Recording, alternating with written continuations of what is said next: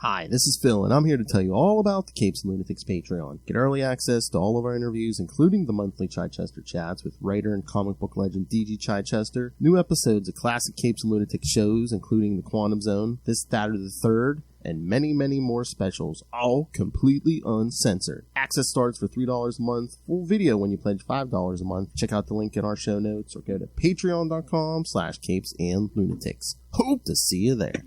Look up in the sky, it's a bird, it's a plane, it's an electric mullet! Hello, kids, and welcome back to another episode of Electric Mullet, a Superman podcast. Yeah. Yes, I am Phil, joining me, as always, a host of many Superman podcasts. It is. It's Tyler Patrick, host of the most. I don't know. Got my iPad charged up here. Oh my god, you know what you should do? You should rename Krypton Report. It should be like Krypton Report, My Adventures with Superman. Yeah. For real. Pretty much is. I don't know about you, but man, if I had like issues with like accessing the reading comics on the website compared to using the app. Oh, okay. On the website. Yeah, like sometimes I'll pull them up on the website, and I'll like when James and I have been recording and stuff, and like I'll be moving through it, then I'll be like, it'll reboot. So like today, I made sure I had my what do you call it? I had my stuff. So yeah, I mean, even the app sometimes is a little wonky, but. Alright, so today we're going to be covering Swamp Thing 79 and Superman Annual 2, which I guess we could do either in any order, so I don't know which one you want to do first. Yeah, I have Superman pulled up because it was the second one I read. Okay. So okay, yeah, first. I was like, yeah, okay. Alright, well this one doesn't have that long of a synopsis, so we'll kind of have to walk through the issue here. But all right, so yes, like I said, we'll start. So all right, Superman Volume 2, Annual 2, the Cadmus Project. Well, that's the first story from August 1988. Writer Roger Stern, penciler Ron Frenz, inker Brett Breeding, colors Petra Skodish, letterer John Costanza, and editors Renee Winterstatter and Mike Carlin. Superman learns about a top-secret cloning project known as Project Cadmus. There's your synopsis, kids. Good night. So for those of you who don't know, yes, this was the first post-crisis appearance of the Cadmus Project and Guardian and the Newsboy Legion. So it was weird, like how they did the Newsboys Legion. Yeah. Like I haven't read really haven't read the old Jimmy Olsen stuff where like that first Kirby did all that stuff. But yeah, I don't know if that's just to be like, oh, these kids were around, back in the day, so now we want a modern version. We want them still to be kids. So let's say, yeah, let's make them clones. Yeah, it was weird. Mm-hmm. Because I was trying to figure out like how they were doing this. Like they're clones, but then they're grown-ups who are scientists. Yep. But I feel like this story, like it's really packed with a lot of stuff in it. Mm-hmm. When you have this whole early tab going on, and then before the Newsboys Legion is around, and I don't know, it was interesting. Yeah, because, I mean, I would assume Roger Stern's a fan of the Kirby stuff. Like, I know Kirby is, when I spoke to Ron Frenz, Kirby was one of his influences, like, on his art and everything, so. Yeah, I mean, we're at page 15, when you get this big kind of twist about, like, you have some dialogue about them walking around talking and stuff about things being different or looks, but you don't really know till they visit the one guy who's a barber, and he pulls a picture and it shows them, and he like says that was in 1943, and then you're kind of like, okay, like, and then Guardian, like I hadn't, like, I'm reading along with you here, so like Guardian comes. I'm like, okay. But I had no idea more about what Guardian's past was in this. Oh, yeah, because he's also another clone, which I assume that's because, I don't know if he was supposed to be like a homage to Captain America, so they're just like, oh yeah, he was around in the 40s, so how's he still running around now, so. Yeah, it was weird. Mm-hmm. Yeah. And again, I mean, the Guardians, Cadmus, the Newsboys, they're going to be around for a while, which I was surprised. I'm like, wow, we like premiered all these big characters on an annual. Like, you don't do that, you don't do that a lot. You never do that. Mm-mm. Annuals are usually just like ones and dones, yeah. Annuals are supposed to be like these, I don't know, for a lot of, like, not outlier stories, but kind of they tell you alternate stories of stuff. Or just like, here's a story that's not going to affect anything, yeah. Yeah. So the fact that they're doing so much in this book throws me. Oh, yeah, because, that's why they did the whole clone thing, because, the Newsboy Legion first appeared in Star Spangled Comics number 7, April 1942. So that's how they want them to have that old-timey kind of thing to them, but have them be in modern day.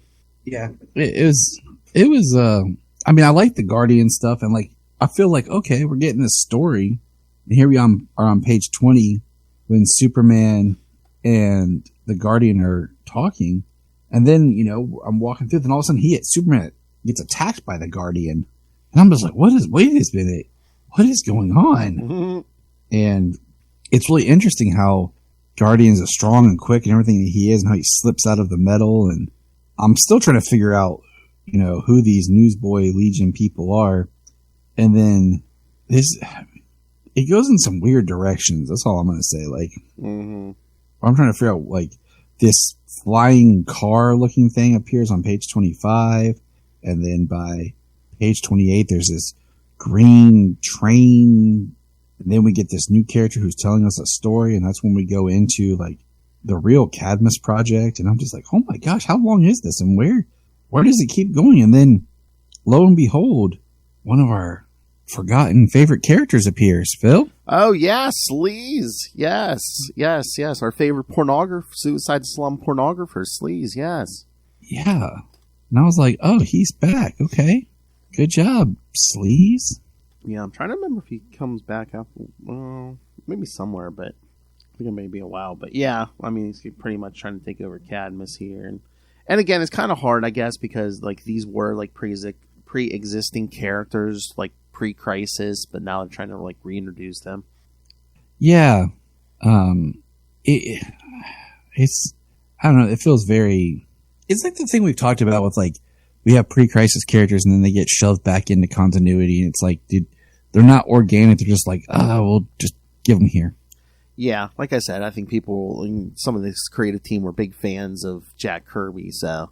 And again, Ron Frenz is also a great move then to do that, because his style is kind of Kirby-ish, especially in this issue. So it's one of those, like, I appreciate it, and I like it, but like, this story, I don't know, you could have done this, I think, the same story and got more out of it if you hadn't done the Newsboys League here and just done like the Cadmus project and made it about Guardian. And then, we find Sleaze. I mean, this story is a good, 40 pages? Oh, yeah. That's 3 issues. That's 3 issues almost of modern comics. I know. I mean, and then we get that backup story. Yeah, I'll say we're not even there yet. But I know. But yeah, I know. Because sometimes, like, even like in the 90s, like, you would get like annuals where you just get like almost like a regular sized main story, then a bunch of backups. Yeah, no, like you said, this is a pretty long story, and then you just have like a little backup at the end. I was just making sure I didn't miss something. Like, maybe that's why they did this in the annual, because they had more page count.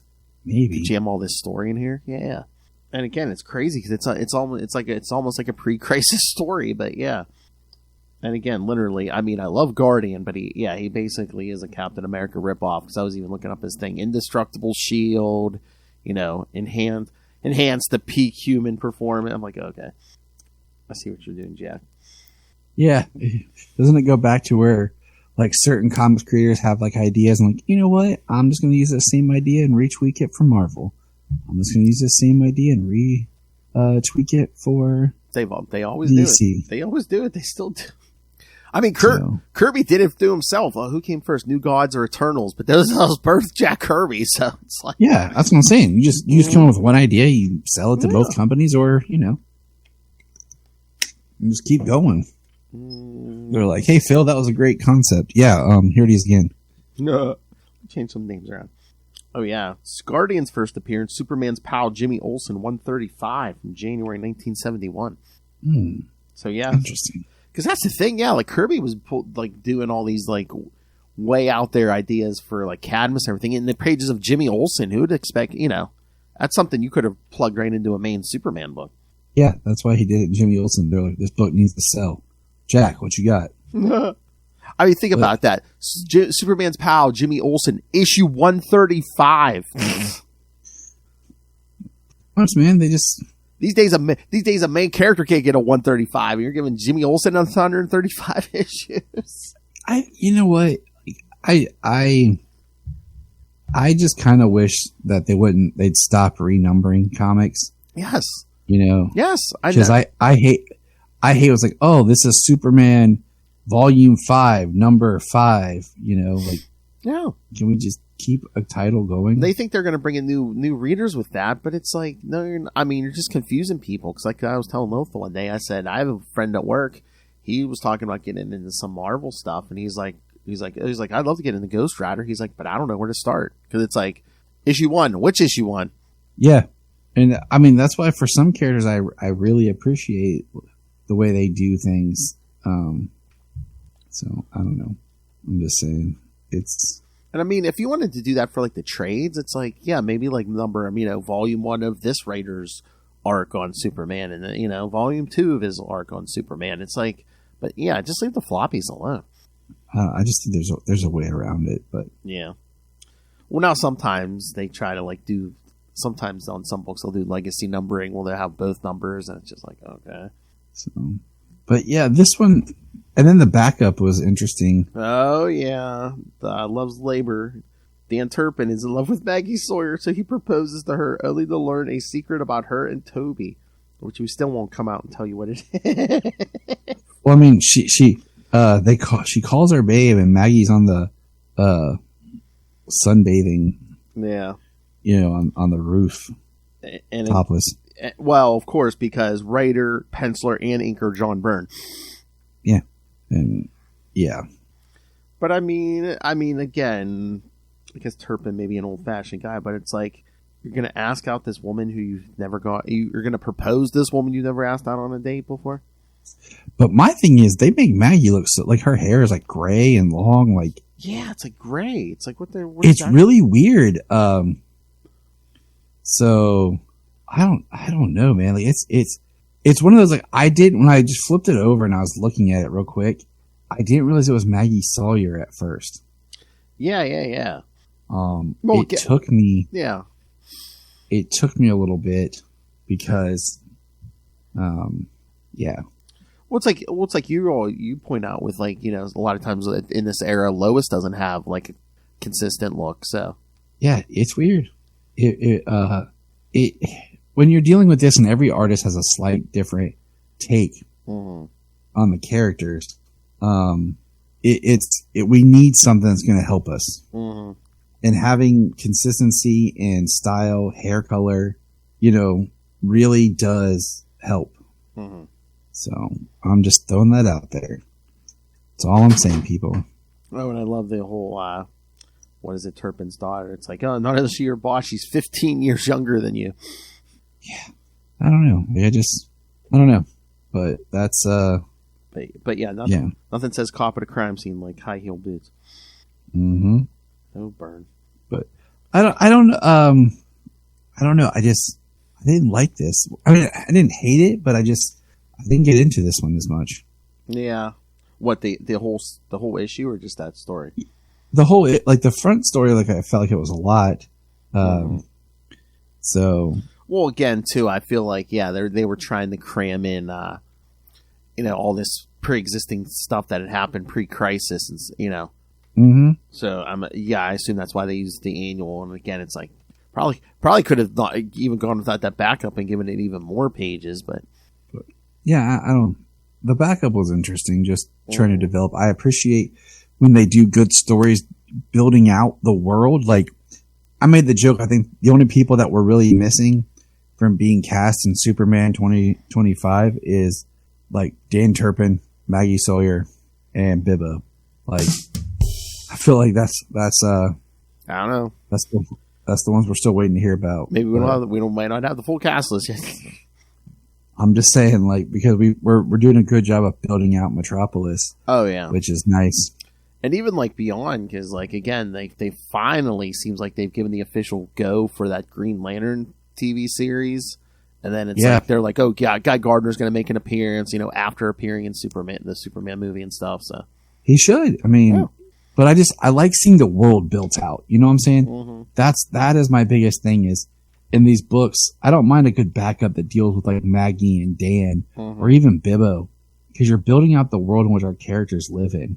And I feel like that's what's kind of been missing. That's what's missing from a lot of modern comics, I think, is like the big supporting cast. Spoilers, I don't know when this is going to air, but did you watch this week's episode of My Adventures with Superman? No, you know what? I'm like a week or two behind. Okay.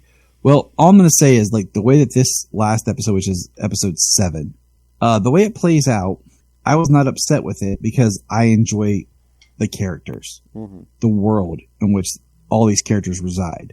So the fact that it was done the way it was done, I was okay. Like, I wasn't having problems. And that's, I think, how a good story should be, is if I can enjoy characters beyond just the main two. Yes. Or main one, then you've really gotten something special. So yeah, that's what I said. I wish they would do more like that with more supporting cast. But all right, I don't have a whole lot to say with this one because I feel like it's just such a hey, here's this, and then like I said, Sleaze comes back in an annual because they were like, we gotta bury this character. Yeah, I mean, I liked it again, but it's a big all these characters are in continuity again, so stay tuned. You're gonna see them all appearing here soon because it's gonna be Guardian who cracks the big who's the new gangbuster thing. Yeah, who is the new gangbuster? We'll find out.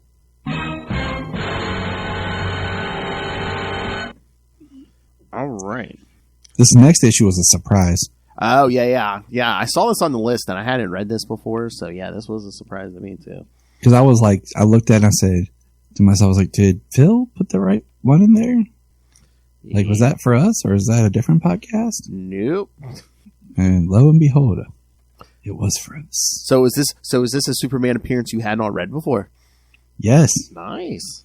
I mean, again, me neither, so... All right, so yes, kids. Tonight we're going to talk Swamp Thing 79 from December 1988. Waiting for God. Writer Rick Veit and penciler Alfredo Alcala, inker, colorist Tatiana Wood, letterer John Costanza, again, and editors Karen Berger and Art Young.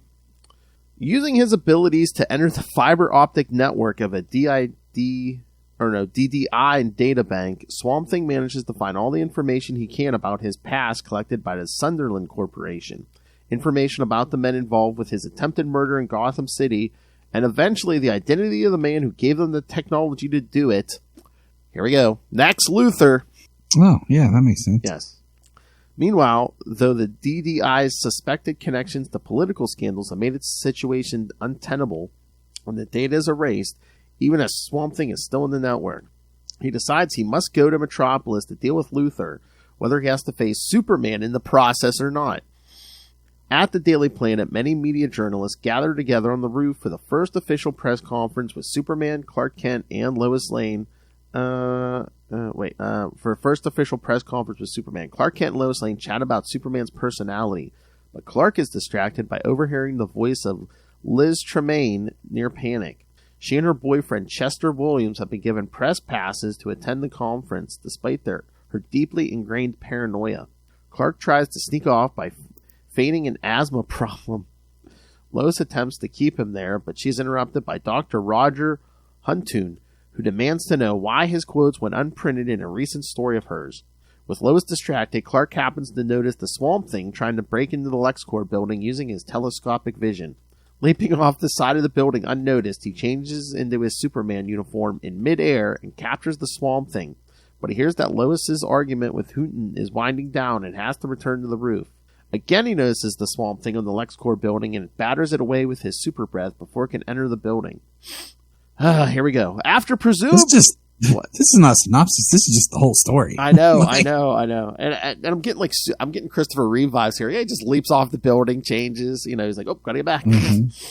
After presumably having sex with her, Lex Luthor demands a security report from Miss Rhodes as she dresses herself.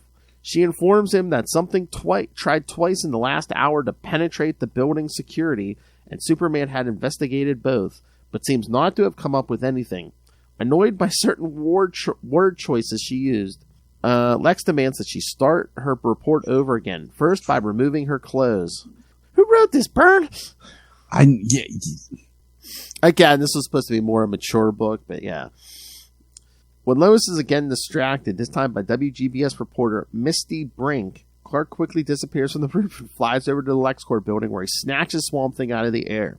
Even so, Swamp Thing escapes his grasp and then searches LexCorp for any way in. Unfortunately, the building's security system traps him.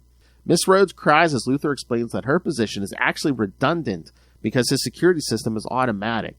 The security system has already identified the intruder as an electromagnetic bioforce, and he has merely been using Miss Rhodes for sex.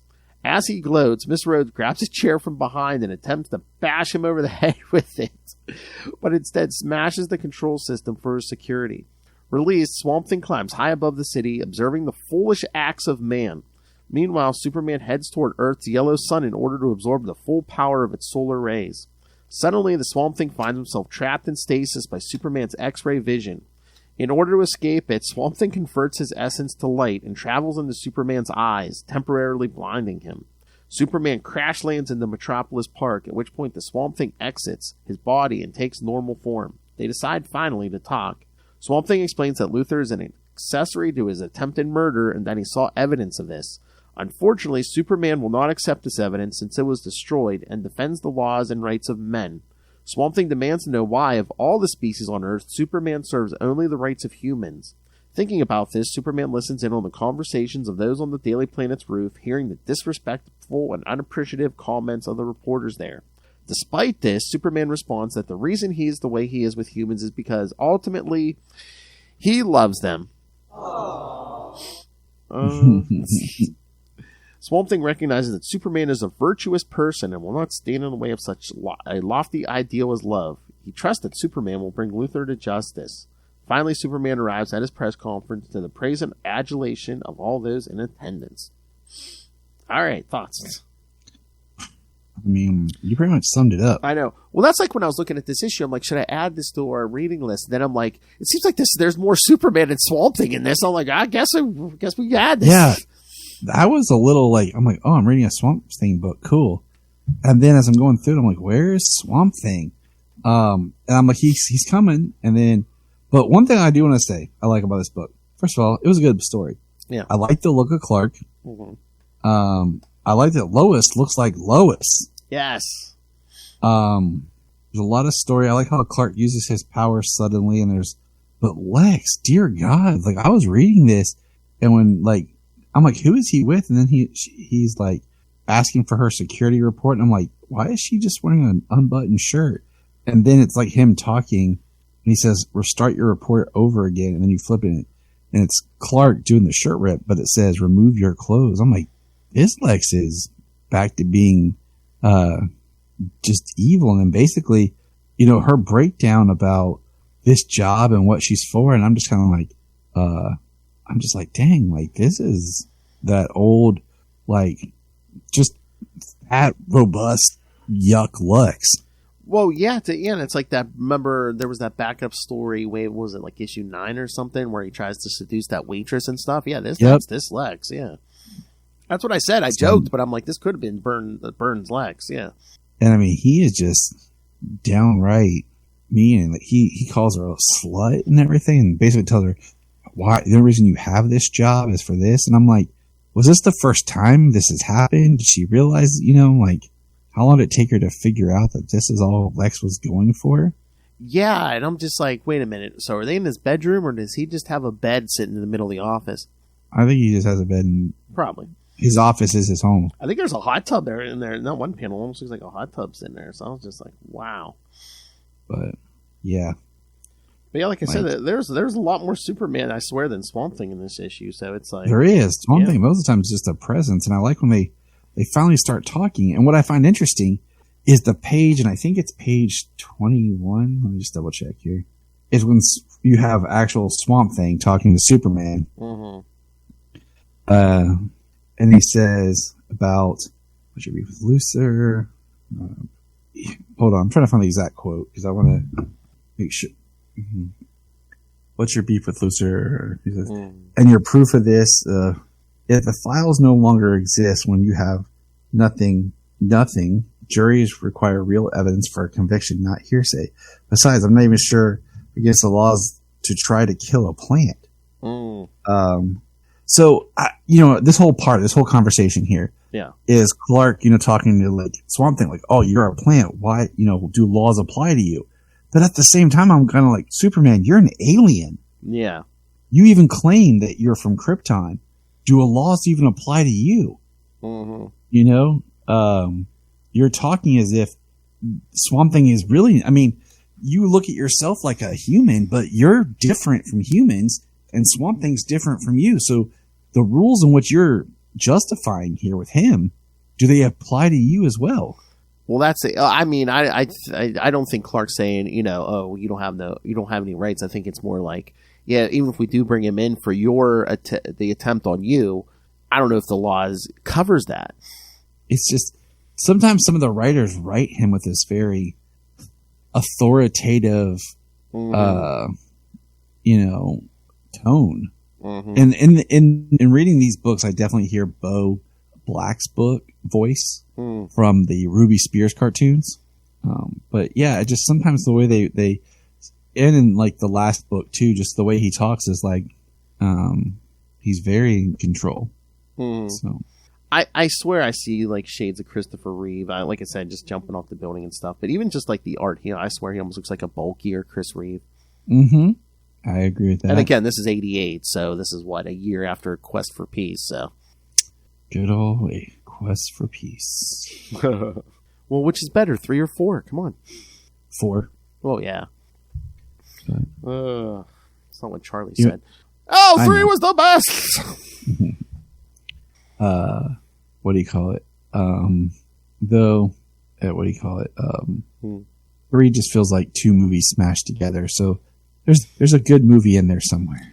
Yeah, like some of the when his good half and his evil half are fighting. I love that part. I like the Smallville stuff with Lana and like him, doing a lot of stuff, but just take out Richard Pryor. Yeah, again, it's just like they kind of shoehorned Richard Pryor in just because he was the big thing at the time. Yeah. That's my comments. Mm-hmm. And that's scary. And that scary robot lady. That scarred us all as children.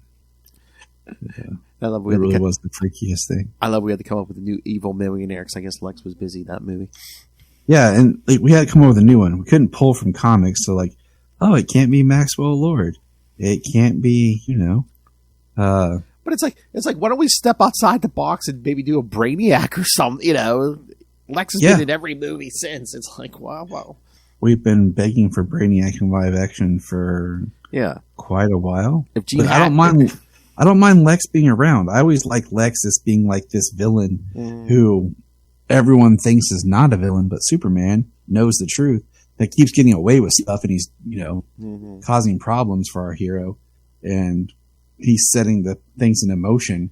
But we haven't had on film yet, like movie. Like it's so hard sometimes in my brain to distinguish what's been on the movies and what's been in TV. Like we haven't really had this business suave, everybody loves Lex Luthor person. And then, we all know he's not. But I like this issue better, the Swamp Thing. Yeah, that's what I thought. Yeah, I thought that's what you said. Yeah, I guess I like this one more. I mean, it was closer for me. Again, really different issues, both of these, because one we're kind of reintroducing in the continuity, Cadmus and Guardian, and the Newsboys and everything else. And then this one is just a Swamp Thing story where basically it's more Superman than Swamp Thing. Yeah. Again, I mean, if you didn't tell me this was an issue of Swamp Thing and said, this is a Superman issue guest starring Swamp Thing, I would have bought it. Yeah.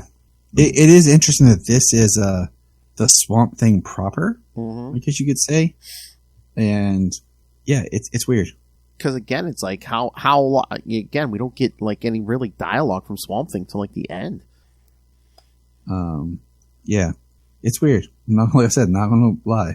Yeah, I don't know. But I was just like, wait a minute. So Superman can detect Swamp Thing trying to enter the building, but not. I mean, what's going on with Lex? But again, maybe is he just like, that's none of my business?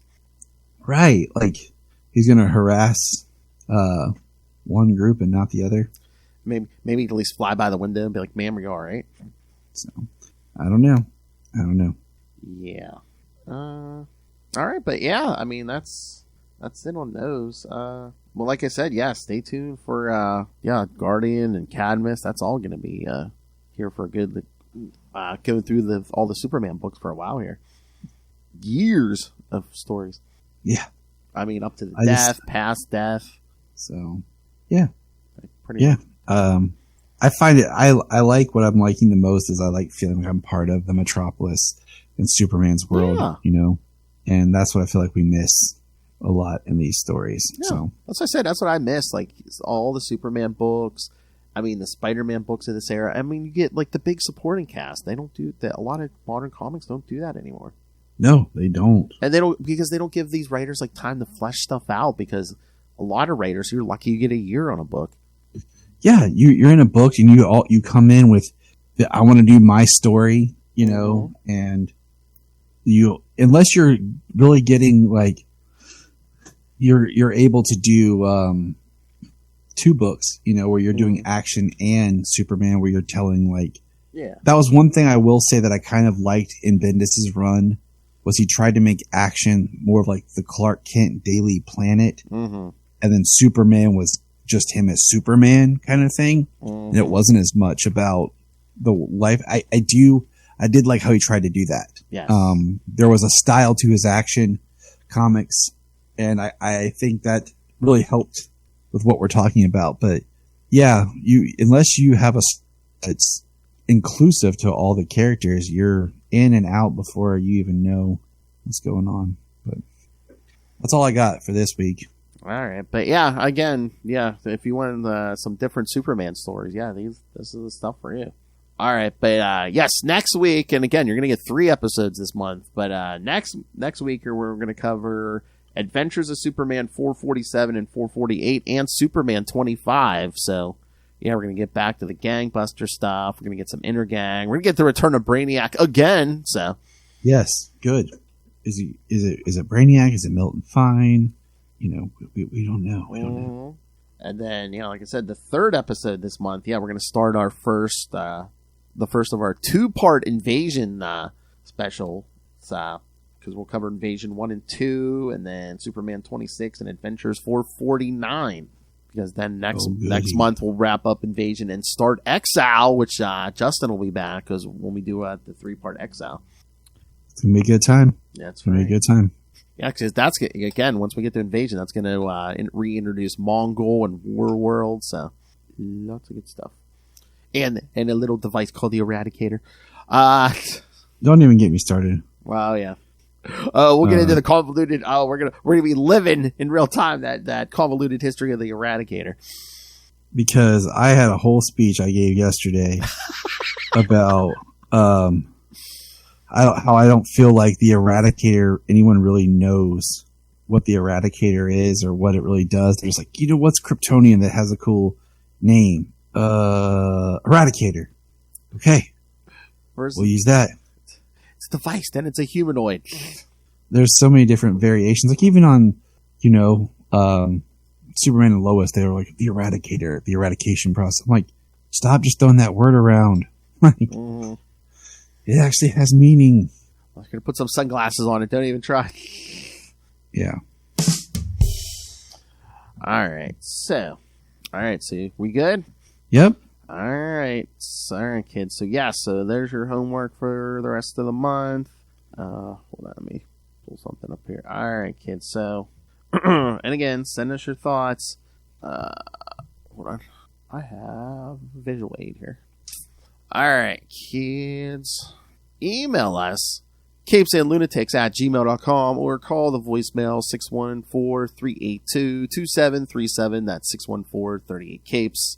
And remember, you can find all things Capes and Lunatics episodes, social media, merchandise. Again, get your new Capes and Lunatics merch with all the new logos. The old stuff is still up there, and that's still selling.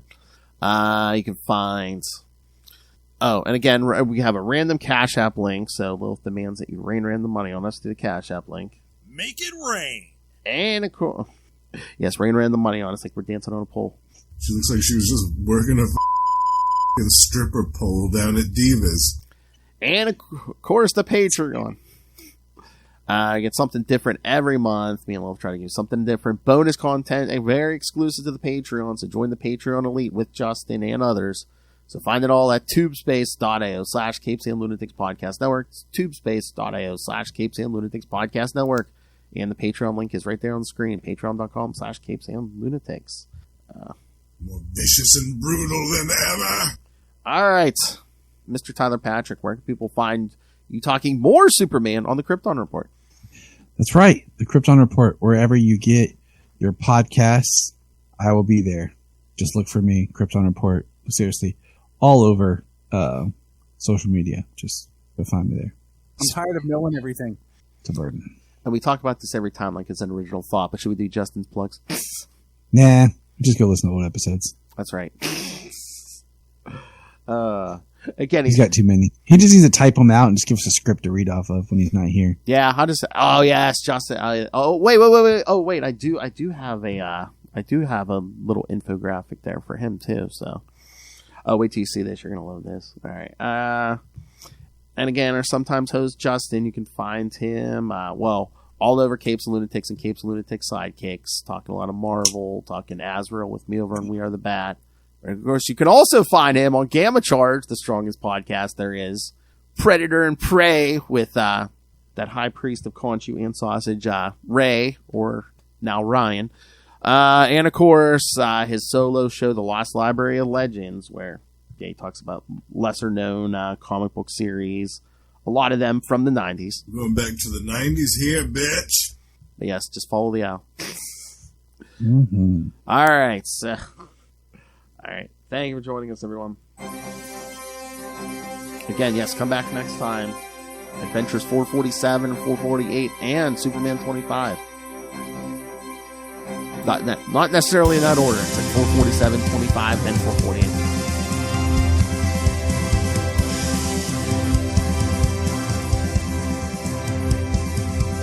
Oh, and I believe another scene that's going to come back up for the next few months. We'll never believe who Superman saves. Just wait and find out, people. That's right. Or should I say, who Clark Kent saves?